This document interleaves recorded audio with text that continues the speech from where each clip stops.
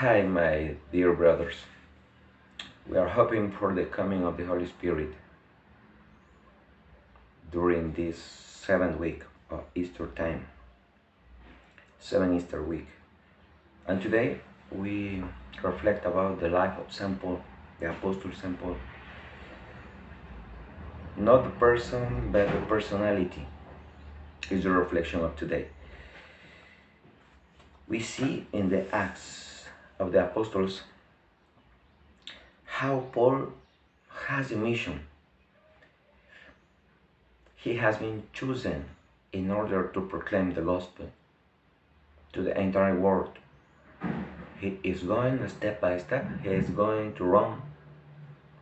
He met King Agrippa, and then at Rome he will discuss, he will present his case to the emperor. For example, today in the Acts of the Apostles, we read, "Now Paul was well aware that one party was made up of Sadducees and the other of Pharisees. Paul is a Pharisee, member of this party. So he called out in the Sanhedrin. Paul says, 'Brothers, I am Pharisee and the son of Pharisees. It is for our hope in the resurrection of the dead that I am on trial.' The members of the party of Pharisees believed in resurrection, in angels. Sadducees not. Paul uses this, the significance, the meaning of being Christian and not the person of Christ himself. That is why today, not the person, but the personality. Today in our world, the problem of our society is not the person of Jesus Christ, not is what Jesus Christ represents for this generation. Jesus Christ represents life. Jesus Christ represents love. Jesus Christ represents hope and mercy. And this is the reason we think that many people, even authorities, political authorities, economical authorities, opposes to Christ. The same Paul, he made the presentation of himself in the letter to Philippians, to the community of Philippians. He himself presents himself, he said, "Circumcised on the 8th day of my life." Paul is speaking. I was born of the race of Israel, of the tribe of Benjamin. Paul comes from the tribe of Benjamin. A Hebrew born of Hebrew parents.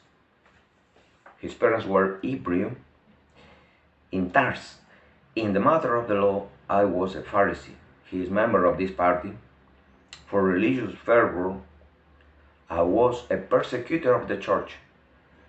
God has taken Paul from persecution to faith, being persecutor and then being an apostle of Jesus Christ. As for the uprightness embodied in the law, Paul liked so much the law of Jews, the law of Hebrews. I was faultless. This is the image, this is the presentation of Paul. And then Paul will meet many people in order to proclaim, after his conversion, on the way, Jesus Christ himself presents to Paul. Paul receives a new mission in his life by Barnabas. And then he will be, Jesus himself says to Barnabas, "This man is an instrument to proclaim God's love, God's mercy to the entire world. This man is an instrument. You are me. We are these instruments of God Himself. Of God Himself. Then Paul, in the Act of the Apostles, is before King Agrippa, and he said the promise that on 12 tribes constant in worship night and day hope to attain. For that hope, your majesty, he is speaking to King Agrippa, I am actually on trial by Jews. Paul uses the meaning of the image of the person of Jesus Christ, what he represents. And Paul uses this image in order to go forward. The last pass of the mission of this, the last step of this mission will be to proclaim Jesus Christ at Rome.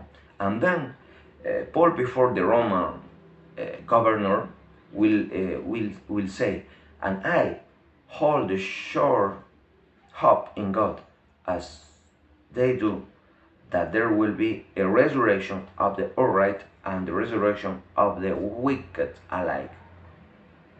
This is the message. Why this message? Why proclaiming life, love, hope, and mercy is a problem for the authorities today? Because we are in the world, this generation is an evil generation. Why? Because what Jesus Christ represents, or his resurrection, not his person, but his resurrection represents for the powers of this world, is the opposite thing to the culture of that. Today, we promote, today, the people of this generation promote not life but death, the culture of death. For example, freely abortion, say the authorities. The constitution of many countries, in Cameroon, in Ecuador, in South America, in Europe, in the United States, the promotion of abortion, something opposite to life, to Jesus Christ, to the resurrection. This is death of life. Freely abortion, my God, a crime. Another thing that the authorities, today authorities promote is divorce. Free divorce. This is the death of a couple, the death of families. How our society will stand up if it has not marriages, families promoting divorce and freely abortion? The culture of death. For example, the promotion of homosexuality, lesbianism, and many other derivations and many other evil traditions of today's world. Homosexuality, lesbianism. This is another thing. Death of a human sexual nature. We are killing by these new laws, new constitution. We are killing the human nature, sexual nature. Because God has created man and women. Man and woman. This is the will of God. Another thing, for example, the actual generation, the authorities of today promote euthanasia, killing somebody. Euthanasia. This is the death of hope. Human life is naturally going to keep life, and we promote by our authorities. They promote, of our evil heart promote today killing somebody by euthanasia. My God. And the last thing, many codes of law, constitutions, are today promoting the death of good sense. Human life is supposed to fight, to keep living. How it's possible that constitutions and political authorities today promote death, killing himself? It's not normal.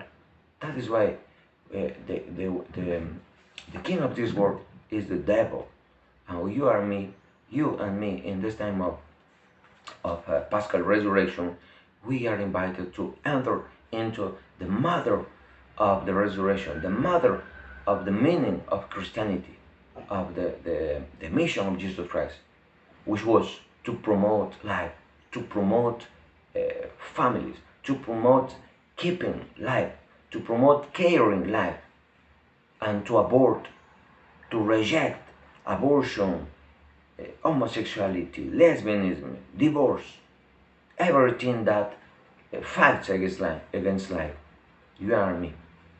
May the Holy Spirit send His gifts to you and me, people, Christian people, and to promote life today and to fight against this culture of death of this generation.